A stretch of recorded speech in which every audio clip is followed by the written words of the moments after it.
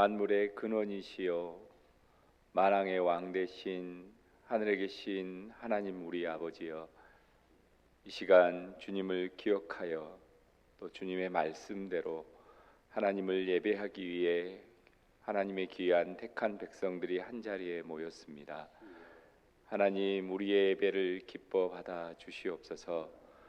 주님의 은혜로 하루하루 살면서 지난 한 주간에도 우리가 하나님과 말씀으로 가까이 할 수 있게 하심을 감사합니다. 기도로 하나님의 뜻을 구하고 또 저희의 구할 것들을 하나님께 아뢰일 수 있는 특권을 주심 또한 감사합니다. 하나님의 말씀 따라 살며 삶의 모양으로 믿지 않는 이들에게 그리스도의 형상을 보이게 하심을 감사합니다.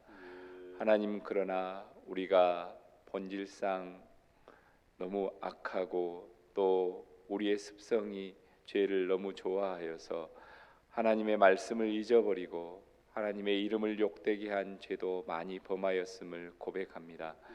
하나님, 우리의 악함을 아시는 주님, 예수 그리스도의 보혈의 피공로에 힘입어 이 시간 용서함을 구하오니 주여 용서하여 주시옵소서. 그 깨끗한 마음으로 주님께서 부어주시는 새로운 힘으로 하나님만 예배하고 하나님만 높이는 이 귀한 시간이 되게 하여 주시옵소서. 특별히 11월을 감사와 정리의 달로 우리의 삶을 돌아보게 하심을 감사합니다. 한 해 동안 세상의 많은 풍파들이 우리를 흔들고 근심 걱정들이 우리를 누르고 세상 권세들이 우리의 앞길을 막을 때 이제 우리가 주님이 주신 복들을 하나하나 세어보며 그것들에 감사함으로 돌아갈 수 있기를 소망합니다. 하나님, 특별히 다음 주가 추수감사절로 드릴 때 주님 주신 귀한 것들이 무엇이었는지 살펴보며 준비하며 감사하는 마음으로 우리의 모든 것들을 드리는 시간이 될 수 있게 주여 도와주시옵소서. 특별히 오늘을 성례 주일로 하나님 앞에 드립니다. 주님, 우리를 위하여 흘려주신 피 공로와 또 찢겨주신 그 몸의 의미를 기억하며 우리가 성찬에 동참하게 하시고 또 특별히 학습으로 하나님 앞에 신앙을 다시 한번 점검하고 살피는 귀한 성도들, 그 10년 가운데 함께하여 주셔서 우리가 고백했던 것처럼 그리스도 예수를 주로 받은 것을 돌아보고 그 안에서 행하고 주님 안에 뿌리를 내리고 또 세움을 받아서 믿음에 굳건하게 서서 늘 감사하는 삶을 살게 도와주시옵소서. 하나님, 지난주에는 총회를 하고 각 기관들의 새로운 일꾼들이 세워졌습니다. 하나님께서 우리에게 필요한 귀한 일꾼들을 세워주심을 감사를 드립니다. 연약한 기관들 많사오나 우리의 힘으로 볼 때 할 수 없사오나 그러나 주 예수 그리스도의 이름으로 하고 성령의 도우심으로 하고 우리가 하나님의 능력을 힘입고 한다고 저희가 고백하고 하나님, 남은 새로운 준비하는 기관들을 통해서 내년 한 해가 더욱더 주님 안에서 성장하는 기관들이 될 수 있게 도와주시옵소서. 하나님, 나라가 어수선하고 세계가 전쟁으로 어수선합니다. 하나님께서 모든 것의 주인이시오니 하나님, 그 일들이 주님의 뜻 안에서 정리되어질 수 있도록 도와주시기를 또한 간구합니다. 하나님, 귀한 말씀을 들고 단위에 서신 목사님에게 은혜를 주셔서 하나님의 귀한 말씀 저희에게 바로 전할 수 있게 성령으로 함께하여 주시고 특별히 우리가 예수 그리스도를 바라보며 이 시간 성례로서 동참할 때 그 그리스도를 우리가 다른 이들에게 증거할 수 있는 증인된 삶을 사는 각오가 있어지게 하여 주시옵소서.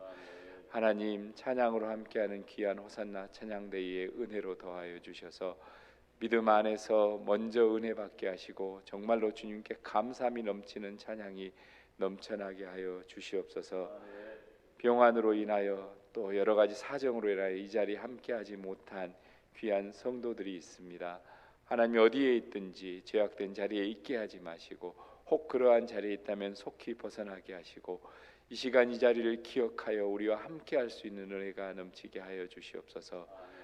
이곳에 있는 우리와 동일한 은혜로 하나님께서 지키고 보호하여 주실 줄 믿고 또한 감사를 드립니다. 고3들이 이제 곧 수능을 앞두고 있습니다. 하나님, 잘 정리하고 잘 마무리할 수 있도록 또한 은혜로 함께해 주시기를 소망합니다.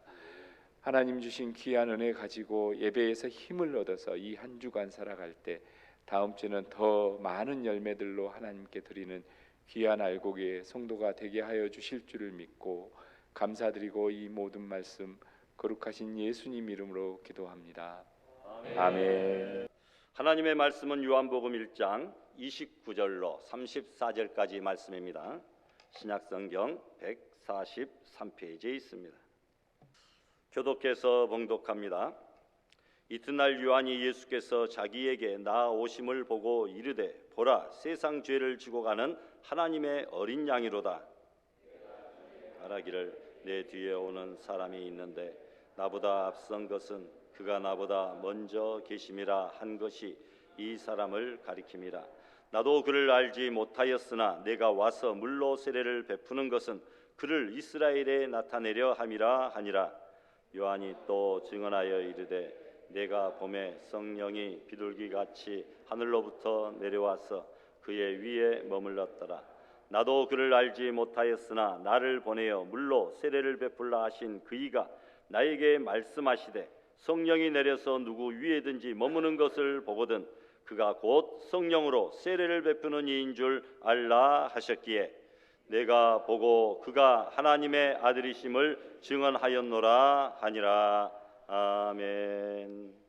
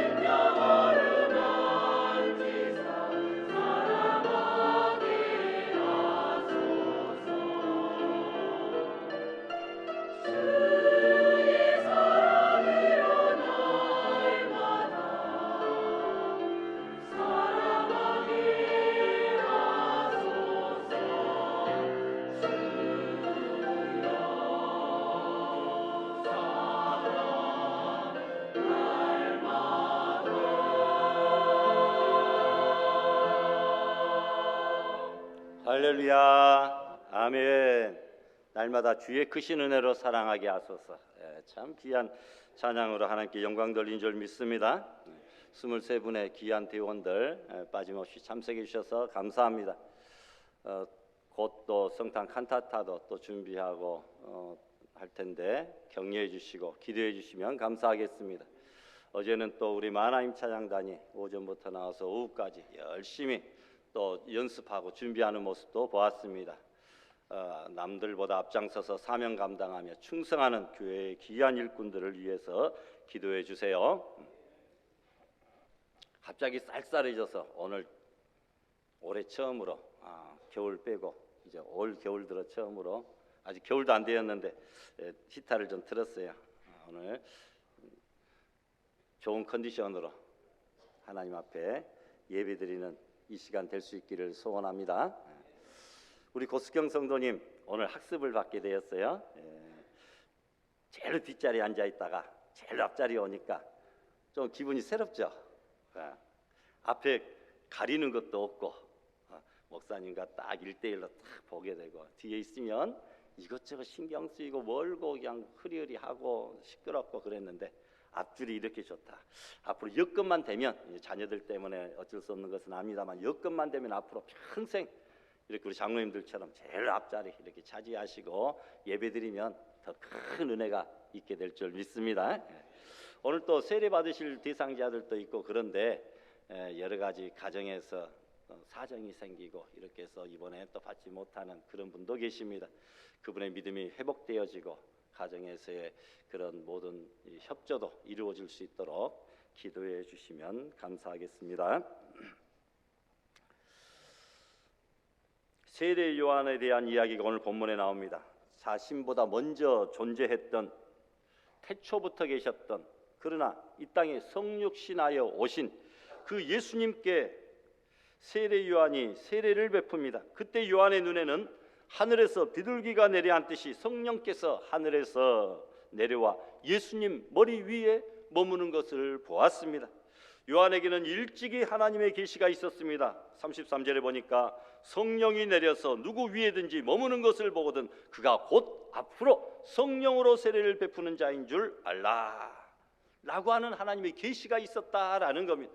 자신은 물론 세례를 주지만 성령이 그의 머리 위에 머무는 자가 앞으로 성령으로 세례를 줄 것이다 라는 겁니다. 그가 바로 하나님의 아들이라는 거죠. 예수님은 살기 위해 이 땅에 오신 것이 아니라 죽기 위해 죽을 사명을 가지고 이 땅에 오셨죠. 예수님은 세상 죄를 대신 죽어가는 대속적인 어린 양입니다. 동시에 예수님은 출애굽의 구원을 상징하는 유월절 어린 양이십니다. 최고의 존재이신 하나님은 이와 같이 가장 낮은 모습으로 우리를 위해 죽으시려고 이 땅에 오셨다라는 거죠. 나를 위해 유월절 어린 양으로 오신 예수님, 저의 죄를 대속하시고 새 생명 주심에 감사합니다. 제게 주신 새 생명으로 이웃과 세상을 변화시키는 주님의 작은 미랄이 되게 하옵소서라고 기도하시기 바랍니다. 오늘 본문은 예수님이 어떤 분인가를 소개한 세례 요한의 증거입니다. 특히 세례 요한은 자기 뒤에 오시는 예수님을 백성들에게 소개했습니다. 그 분이라야 인간을 구원하실 수 있다는 것을 선포했습니다. 29절 말씀 우리 다 같이 한번 봉독할까요? 보라, 세상 죄를 지고 가는 하나님의 어린 양이로다. 아멘. 구약의 속죄를 위한 제사의 제물이 두 가지 조건이 있는데 하나는 순수한 어린 양이어야 된다.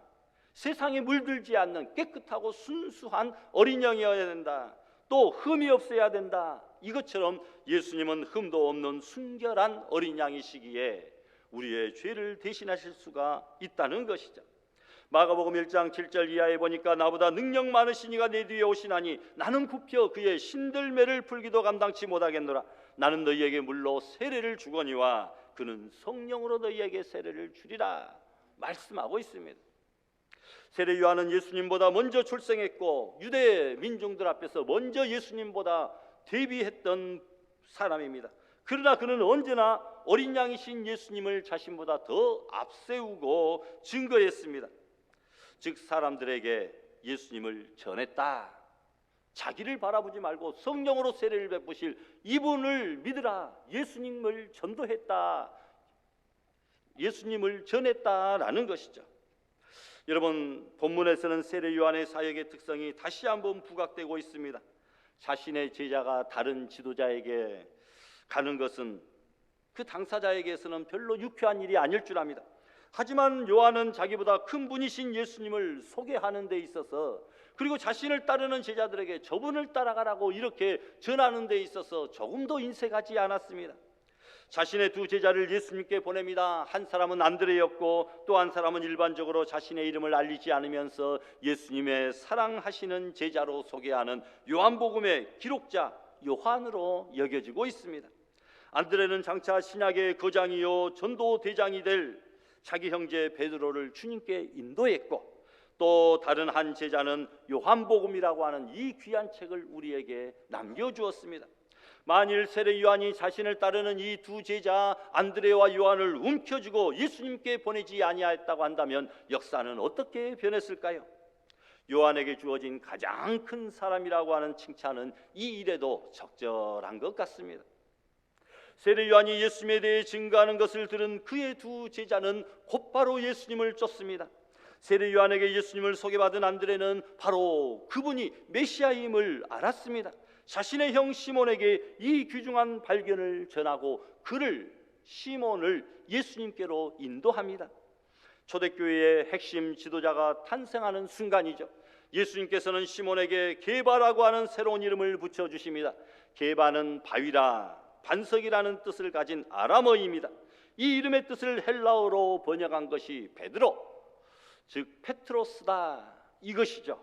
그래서 시몬이 게바요 베드로로 이름이 개명된 것입니다. 새 이름을 주신 것은 새 사람이 되고 새로운 사명, 즉 전도의 사명을 주신 것을 의미합니다. 메시아는 이처럼 계속 이어지는 증거의 고리를 통해 오늘날 우리에게까지 전해져 왔습니다.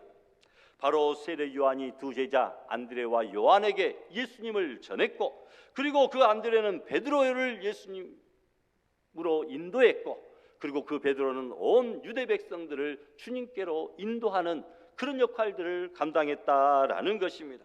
이것이 복음의 증거의 전도의 고리들이다라는 거죠. 전하는 자가 없으면 어떻게 우리가 복음을 받을 수 있고 어떻게 또 다른 사람에게 이 복음을 전할 수 있겠느냐라는 겁니다. 이 복음의 링크를 통하여 오늘 우리에게까지 이 예수 그리스도의 복음이 전달된 것입니다.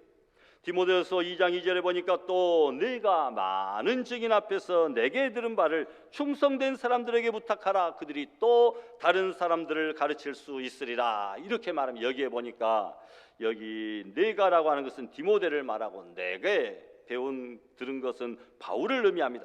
그러니까 이 복음이 1번 바울을 통하여 2번 디모데에게, 그리고 디모데가 충성된 사람들에게 전달했더니 충성된 사람들이 4번에 또 다른 사람들에게 이 복음을 전달했습니다. 복음과 전도의 연결고리들이 계속 이어지고 있는 것을 보게 됩니다. 전하는 자가 없으면 어떻게 들을 수가 있겠느냐라는 겁니다. 복음의 릴레이가 시작된 것이죠. 우리가 누군가에게 전해드린 그 복음을 우리는 또 다른 사람들에게 전할 수 있어야 된다라는 거죠. 복음의 빚진 자로서, 그래서 우리 민족이 세계에서 선교사를 2위로 많이 파송하는 그런 선교사 파송 국가가 되었다라는 거죠. 복음을 거저 받았으니 복음의 빚진 자 되어 복음을 또 거저 전해주는 통로로서, 고리로서 우리는 쓰임받기만 하면 된다는 것입니다. 이런 말이 있습니다. 1시간을 행복하려거든 술을 마셔보라. 하루를 행복하려거든 예쁘게 화장하라. 한 달을 행복하려거든 새 집으로 이사를 하라. 새 집으로 이사해도 한 달 즐겁다는 거죠.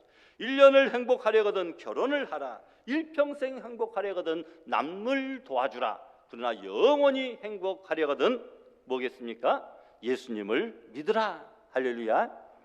여러분, 그렇습니다. 하나님을 만나면 우리가 영원히 사는 것이죠. 하나님을 만나면 우리의 운명이 바뀝니다. 하나님을 만나면 슬픔이 기쁨으로 바뀝니다. 우리 인생에 주님의 손길이 닿으면 인생의 가치, 값어치가 달라지고, 버려진 인생이 예수님을 만나면 삶의 능력이 달라지고 명품 인생, 웰빙 인생이 되는 줄 믿습니다. 실패한 인생이 예수님을 만나면 큰 축복 경험합니다. 밤새워 노력하며 고기 잡아도 아무런 소득이 없던 실패자 베드로도 예수님을 만난 뒤에 고기가 2배에 가득 차는 기적의 주인공이 되었습니다. 우상 제조자 아브라함이 하나님을 만난 뒤 복의 군원 믿음의 조상이 된 것입니다. 도망자 살인자 모세가 하나님을 만난 뒤 출애굽의 위대한 지도자가 된 것이죠. 앞으로 하나님이 여러분들과 함께 하심으로 복을 받는 모든 성도들이 다 될 수 있기를 부탁합니다. 어느 목사님이 기차를 타고 가다가 옆에 앉아 있는 청년과 대화를 하는 중에 그가 여러 가지 감당할 수 없는 시험으로 괴로움을 당하고 있는 것을 보았습니다. 그때 목사님이 가방에서 성경책과 이 볼펜을 끄집어내고는 청년에게 묻습니다. 이 성경책 위에 볼펜을 세울 수 있습니까? 청년이 몇 번 해보았지만 흔들리는 기차에서 볼펜이 제대로 서 있을 리가 없습니다. 이게 어떻게 세워지겠습니까? 못 세웁니다 라고 말합니다. 그러자 목사님이 그럼 내가 한번 세워보지요. 자 보십시오. 이렇게 딱 그 목사님이 볼펜을 세운 것입니다. 아니 목사님 지금 손으로 붙잡고 계시지 않습니까? 라고 청년이 따집니다. 목사님이 말씀하죠. 물론이지요. 흔들리는 차 안에서 어떻게 볼펜이 자기 혼자 서 있을 수 있겠습니까? 그러면서 연약한 인간이 하나님이 붙잡아 주지 않는데 어떻게 이 약한 세상에서 혼자서 있을 수 있단 말입니까? 하나님께서 함께 하시고 하나님께서 붙들어 주시니 우리가 지금 서 있을 수 있는 것입니다. 그러니까 하나님을 의지하고 하나님께 붙잡힌 복된 삶을 사세요라고 그 청년에게 전도했다라고 하는 사실입니다. 우리와 함께 하시는 하나님, 붙들어 주시는 그 예수님을 믿고 이 세상을 승리하며 든든히 살아갈 수 있기를 부탁합니다. 물고기는 물을 떠나 살 수 없고 나무는 땅에 심겨져야만 살 수 있듯이 사람은 하나님을 떠나서는 살 수가 없습니다. 사람이 불행하게 되고 죽게 된 것은 죄를 짓고 하나님을 떠나 살고 있기 때문이죠. 하나님은 지금도 우리가 하나님께로 돌아와서 행복해지기를 원하고 계신다는 것입니다. 하나님을 모르고 살 때에는 인생의 모든 문제를 내가 다 담당해야 됐지만 이제는 내 힘으로 할 수 없는 것은 하나님 앞에 맡기면 내 모든 시험 무거운 그 짐을 무엇이든지 대신 맡아주시고 무엇이든지 우리가 기도로 청구하고 응답할 수 있는 기도 응답의 특권도 우리에게 주어진 것입니다. 나아가 하나님께서 우리의 영원한 아버지요 보호자가 되어주시기 때문에 이 세상에서 참된 안식과 평안과 행복을 누리고 살게 될 줄을 믿으시기 바랍니다. 집을 지을 때 가장 중요한 것은 기초죠. 기초가 부실하면 아무리 집을 잘 지어도 무너지고 맙니다. 인생의 집도 신앙의 집도 마찬가지로 기초가 튼튼해야 됩니다. 튼튼하고 확실한 흔들리지 않고 무너지지 않는 터전 위에 우리의 신앙의 집, 인생의 집을 세워야지. 여러분, 흔들리는 터전, 즉 인간의 철학이나 학문이나 권력이나 물질의 터 위에 우리 신앙과 인생의 집을 세우면 언젠가는 반드시 무너지고 만다라는 것입니다. 따라서 세상의 많은 종교는 헛것입니다. 예수님만이 우리가 지어야 될 완전하고 견고한 우리 인생의 터전이 되시고 머릿돌이 되십니다. 예수님 없이 세운 집은 아름답게 보이고 화려하게 보여도 결국은 모래성과 마찬가지입니다. 성경은 예수님만이 천국에 가는 유일한 길이요 진리요 생명이시고 다른 길은 전혀 없다라고 요한복음 14장 6절에 분명히 선언하셨습니다. 세상 모든 사람들이 공통적으로 가지고 있으나 해결하지 못하는 인생에 관한 질문이 있습니다. 즉 무엇입니까? 내가 누구며 어디에서 왔다가 어디로 가는가? 이것이 우리 인생이 일평생 해결하지 못하는 참으로 난제죠. 그러나 하나님을 믿는 사람들은 이 질문에 대한 대답을 명확하게 갖고 있습니다. 로마서 11장 36절 같이 봉독할까요? 만물이 주에게서 나오고 주로 말미암고 주에게로 돌아감이라. 아멘. 모든 인간들이 하나님으로부터 지원받아 하나님이 맡겨주신 사명을 감당하며 예비하며 살다가 결국은 부르시면 하나님께로 돌아가는 것이 우리 인생이요 삶의 목적이다라는 겁니다. 자기가 누군지도 모르고 어디로 가는지조차도 모른다면 그런 세상에서 억만금을 가져도 결코 행복할 수가 없습니다. 목사님과 할머니 집사님이 함께 성경책을 읽고 있는데 목사님이 가만히 보니까 할머니가 성경의 내용은 읽지 아니하고 쭉쭉 넘기면서 사람의 이름만 열심히 외우고 있어요. 이상하게 생각하여 할머니 왜 사람 이름만 읽으세요? 다 읽어야죠. 물으니까 목사님도 참 내가 곧 하나님 앞에 갈 터인데 이 나이에 성경 다 읽어서 못하겠습니까? 이름이라도 외워가야 이 사람들 천국에서 만나면 반갑게 아는 척이라도 할 수 있잖아요 라고 대답을 했다는 것입니다. 우스갯소리 같지만 믿음 없는 소리 같지만 그러나 어떻게 보면 참으로 구원의 확신이 있는 그 할머니시다라는 겁니다. 성경 내용은 잘 몰라도 내가 예수님 믿으면 천국 간다는 것, 그 확신 이거 하나만은 분명히 붙잡고 있기에 천국 가면 그 신앙의 선진들 위인들 다 기쁨으로 만나게 될 터인데 그분의 이름들만이라도 외우고 가야 인사도 하고 아는 척도 할 수 있지 않겠느냐. 믿음 있는 분인 줄 믿습니다. 여러분 천국에 들어갈 확신이 있습니까? 오늘 죽어도 천국행 열차를 탈 자신이 있냐는 말입니다. 우리의 공로나 노력이나 선행이 아니라 예수님을 믿는 그 믿음을 가지고 천국에 들어가게 되는 줄 믿습니다.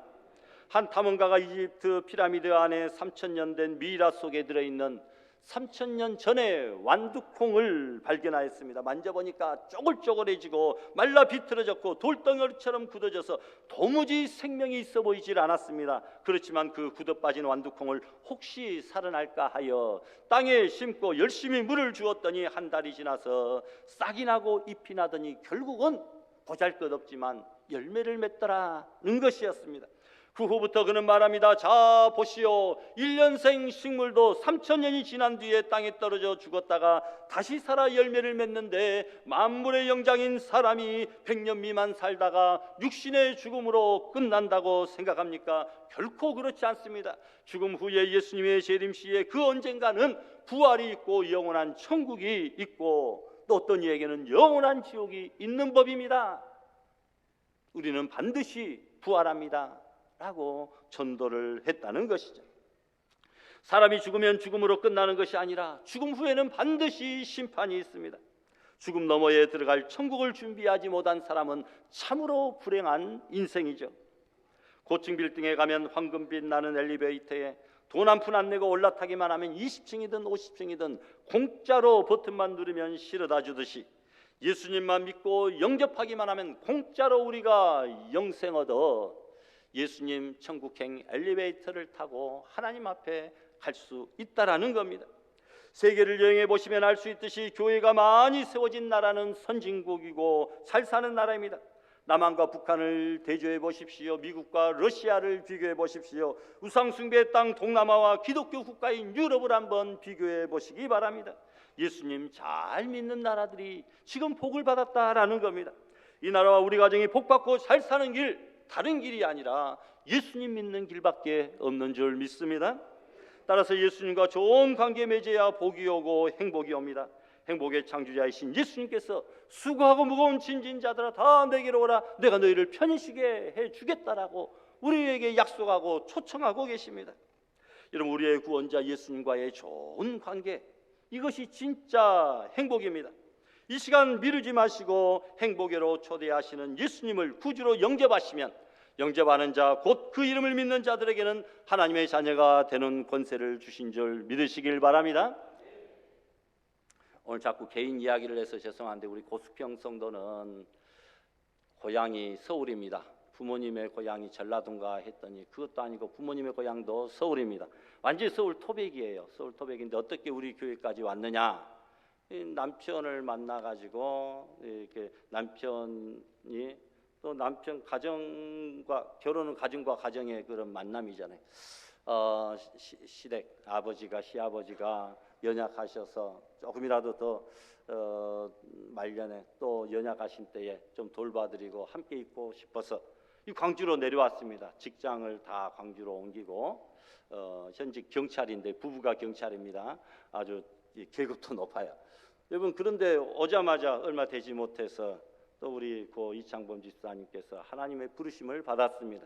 그 이후로 이곳에 옮겼으니까 당분간 우리와 같이 지내면서 또 교회도 출석하고 또 어머니도 같이 또 섬기며 이렇게 살고 있는데, 여러분, 서울에 가만히 있었으면 일평생 가도 교회에 이렇게 나올 리가 없었을 거예요.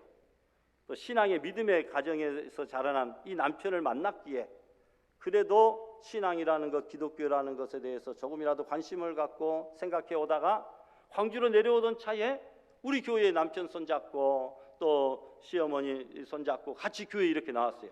서울에 있었으면, 그리고 이 남편, 믿음의 남편을 만나지 않았으면, 또 시아버지께서 그렇게 편찮으셔서 이렇게 자리에 눕지 않았다고 한다면 우리 고숙경 성도는 이 자리에 앉아서 오늘 이 학습까지 받을 그런 사람이 아니었을 수도 있어요. 하나님께서 구원받을 자라면 어떤 방법으로든지 택해 주시고 인도해 주셨겠지만, 우리 인간이 생각할 때는 하나님께서 이런 과정과 방법들을 통하여 오늘 이 자리에까지 앉고 그 영광의 학습식을 이렇게 거행하게 되는구나, 이런 생각들을 해봅니다.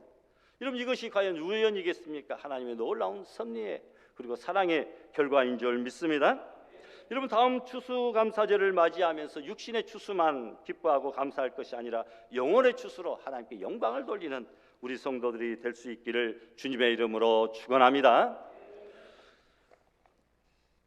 이 시간에 우리 성례식 거행하도록 하겠습니다. 우리 성례위원들 앞으로 나와주시기 바랍니다. 우리 먼저 학습식부터 해야 되니까 우리 성례위원들 자리에 잠깐 앉아주세요.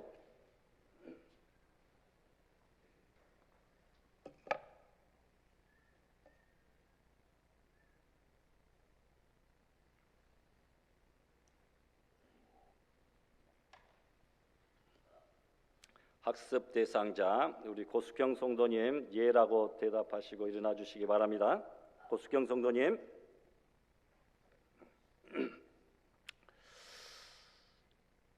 사랑하는 여러분, 하나님의 은혜로 이제 믿음의 길에 들어선 이 자매를 학습 교인으로 세우고자 합니다. 당회는 이 예식을 신중히 하기 위하여 이분이 교회에 출석하는 형편과 언행을 참작하고 신앙생활이 학습받기에 적합하다고 여겨 학습 교인으로 세우려고 합니다. 모든 교우들은 이분이 믿음에 굳게 서도록 말과 행실과 믿음의 모범 보여주시고 교회의 법도를 따라 잘 지도해 주시기를 바랍니다. 이제 학습받는 성도님은 거룩하신 하나님과 성도들 앞에서 진실된 마음으로 오른손을 들고 세약해 주시기 바랍니다. 제가 묻습니다. 예라고 대답해 주세요. 이제부터 자신의 죄인된 생활을 버릴 것과 천지 만물을 창조하시고 홀로 주장하시는 하나님을 믿고 섬기기로 서약합니까? 예. 주는 그리스도시요 살아계신 하나님의 아들이심을 믿습니까? 예. 성경을 하나님의 말씀으로 믿고 그 말씀에 순복하기로 서약하십니까? 예. 한 번 더 묻습니다. 주의를 거룩히 지키고 교회의 법도에 순복하며 어떠한 환경에서도 끝까지 주님을 믿기로 서약하십니까? 예라고 대답했습니다. 다 같이 기도합니다. 하나님 아버지, 사랑하는 자매에게 믿음을 주셔서 학습교인이 되게 하심을 감사드립니다. 이제 이 자매가 구원의 감격 속에서 더욱 깊이 주님의 뜻을 깨닫게 하시고 진실한 교회 생활을 하여 앞으로 세례받고 주님께 충성하다 하나님의 나라에 이르게 하여 주시옵시고 그의 생애를 붙잡아 주시고 존귀한 자로 허락하여 주시옵시며 하나님의 사랑을 날마다 받고 일평생 하나님께 영광을 돌리는 귀한 딸 되게 하여 주시기를 간절히 소원하옵고 예수님의 이름으로 기도드리옵나이다. 아멘. 이제 공포합니다. 이제 하나님을 믿기로 결심한 것을 하나님과 교우들 앞에서 증거하였으므로 고숙경 성도는 오늘부터 대한예수교 장로회 광주 알곡교회 학습교인 된 것을 내가 성부와 성자와 성령의 이름으로 공포하노라. 아멘. 자리에 앉아주시기 바랍니다. 이 시간에 성찬 예식 거행하겠습니다. 성례위원들 나와서 준비해 주시기 바랍니다.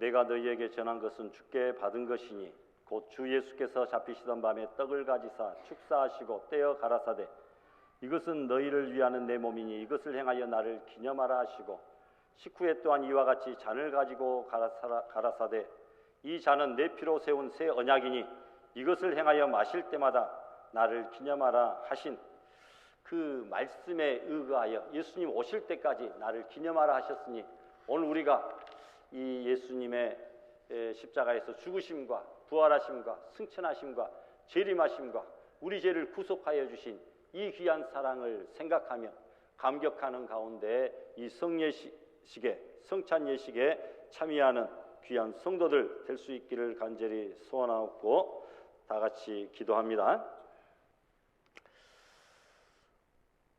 하나님 아버지, 예수 그리스도의 은혜를 기억하면서 거룩한 예식에 참여케 하심을 진실로 감사드립니다. 주님이 제정하신 이 거룩한 성예에 동참하면서 주님의 몸과 주님의 피를 대할 때에 우리의 심령이 새로워지고 우리의 삶이 변화되게 하시고 예수 그리스도의 고난과 죽으심과 부활과 승리를 기념하는 거룩한 성예 되게 하여 주시옵소서. 이후에 주님 안에서 더 깊은 영적인 교제와 사랑이 있게 하여 주시며 날마다 승리하는 죄를 되게 하여 주시기를 소원하옵고 십자가에 날 위하여 죽으시고 부활하신 예수 그리스도의 이름으로 감사하며 기도드리옵나이다. 아멘.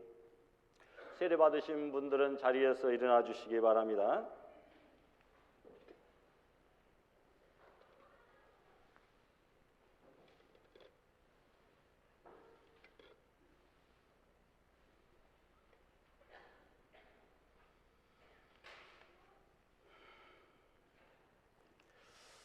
이 예식은 우리 주님께서 세우신 예식입니다. 십자가에 달리시기 전에 제자들을 불러놓고 성만찬 예식을 통하여 자신이 십자가에서 몸이 찢기시고 피를 흘려 죽으실 것을 예고하셨던 그 귀한 예식이죠. 이 예식은 무흠 입교인들만이 세례를 받으신 분들만이 이 떡과 잔을 받을 수 있습니다. 그러므로 우리가 이 성례 주일을 앞두고 더욱더 한 주간 동안 각자의 처소에서든지 교회에서든지 기도로 스스로의 몸을 분별하며 예수 그리스도의 십자가에서 죽으심을 기념하는 마음으로 기도하는 그런 시간들을 갖도록 하기도 했습니다. 여러분, 예수 그리스도께서 잡히시던 날 밤에 떡 가지고 축사하시고 떼어 제자들에게 주셨으니 저도 여러분들에게 나누어 주고자 합니다. 이 떡을 받으시고 감사한 마음으로 또 기도할 수 있기를 바랍니다. 기도합니다.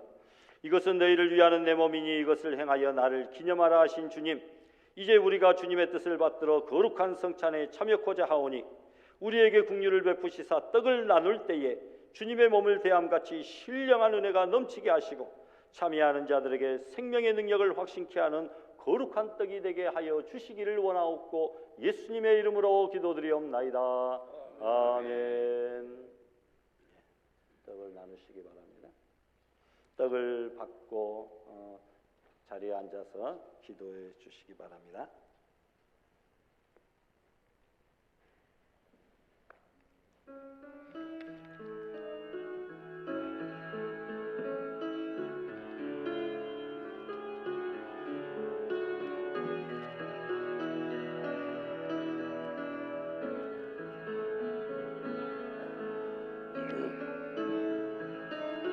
그는 실로 우리의 질고를 지고 우리의 슬픔을 당하였거늘 우리는 생각하기를 그는 징벌을 받아 하나님께 맞으며 고난을 당한다 하였노라. 그가 찔림은 우리의 허물 때문이요 그가 상함은 우리의 죄악 때문이라. 그가 징계를 받음으로 우리는 평화를 누리고 그가 채찍에 맞음으로 우리는 나음을 받았도다. 우리는 다 양 같아서 그릇 행하여 각기 제 길로 갔거늘 여호와께서는 우리 모두의 죄악을 그에게 담당시키셨도다. 아멘. 세례 받으신 분 중에 떡을 받지 못한 분은 손을 들어 펴 주시기 바랍니다.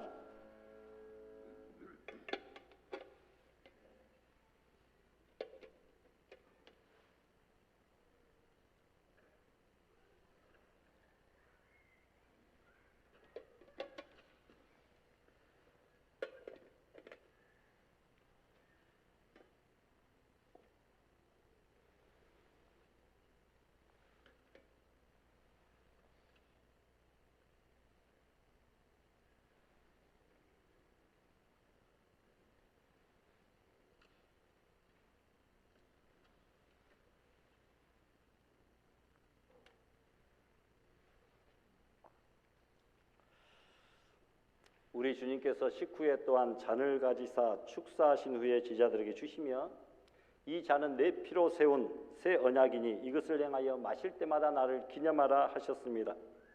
이 시간 이 잔을 대할 때에 주님의 생명과 더욱 연합하는 복된 시간 될 수 있기를 소원하면서 떡을 받으신 분들은 모두 자리에서 일어나 주시고 다 같이 기도합니다. 내 살을 먹고 내 피를 마시는 자는 영생을 가졌고 마지막 날에 내가 그를 다시 살리리라고 말씀하신 주님, 이제 이 잔을 통하여 우리가 주님의 사랑에 이르고 이 피에 참여함으로 생명에 이르고자 하오니 이 예식을 통하여 더욱 큰 은총을 얻게 하여 주시옵기를 바라옵고 우리 위하여 피 흘리신 예수님의 이름으로 기도드리옵나이다. 아멘. 마찬가지로 잔을 받으시고 자리에 앉으셔서 기도해 주시기 바랍니다.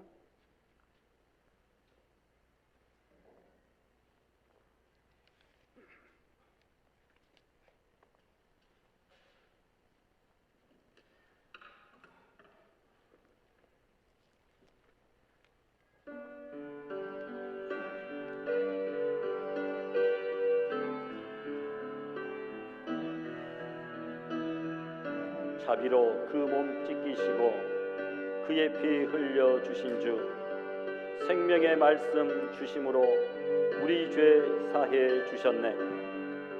회개한 죄 상한 가슴 흐르는 눈물 보시고 은혜로 내 영 먹이시는 큰 잔치 되게 하소서. 이것은 너를 위한 몸 다 함께 받아 먹으라. 인자의 죽음 전하며 날 기억하라 하셨네. 그 후에 손에 잔 들고 또다시 감사드리고 주님의 얼굴 빛나며 입 열어 말씀하셨네. 이 잔은 너를 위한 피, 너희를 위한 새 언약, 영원한 언약 그대로 큰 은혜 부어주리라. 이 잔을 입에 댈 때에 너 나를 생각하여라. 내 몸과 내 피, 내 맘에 영원한 생명 되리라.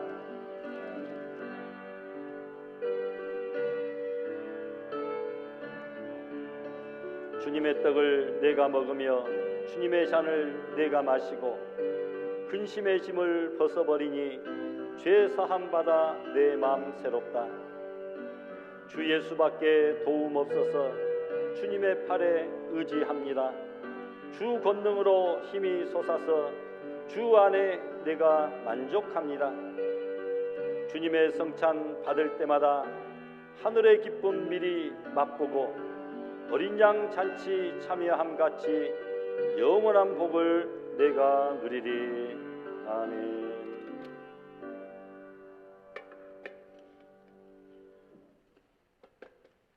떡을 받으신 분들 중에 잔을 받지 못하신 분 계시면 손을 들어 펴 주시기 바랍니다.